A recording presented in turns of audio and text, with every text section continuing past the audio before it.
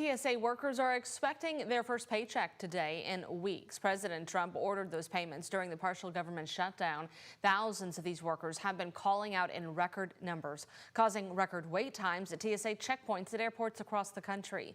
But as ABC's Rena Roy explains, not everyone at DHS will get paid, and Congress has left town for the next 2 weeks.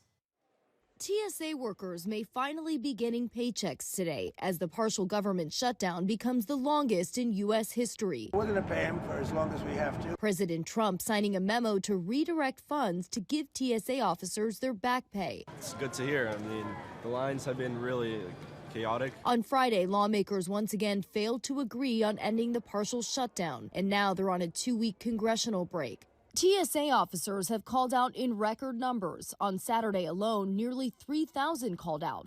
That's more than 10% of the officers. And the TSA says more than 500 officers have quit since this all began. Many say they're struggling to make ends meet. The mental strain of not going to work or going to work and not getting paid for 3 out of the last 5 months is just unbelievable. Security lines at BWI Airport outside of Baltimore this morning were much better than what travelers experienced this weekend. Long lines there and at both Houston airports, plus JFK in New York and Atlanta Hartsfield, all operating with more than 30% of TSA officers absent this weekend. Some travelers hiring line sitters. As I was getting close to the front, I would text the client and say, hey, I'm about 30 minutes out, so then they know to head to the airport. White House border czar Tom Homan asked in an interview with CNN why Trump didn't pay TSA officers earlier if he always had the power to do so. I don't understand the whole, appropriations language, appropriations law.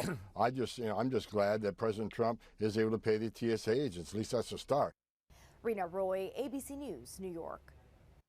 Now, with DHS still shut down, other Homeland Security workers from the Coast Guard to cybersecurity workers and FEMA remain not getting paid.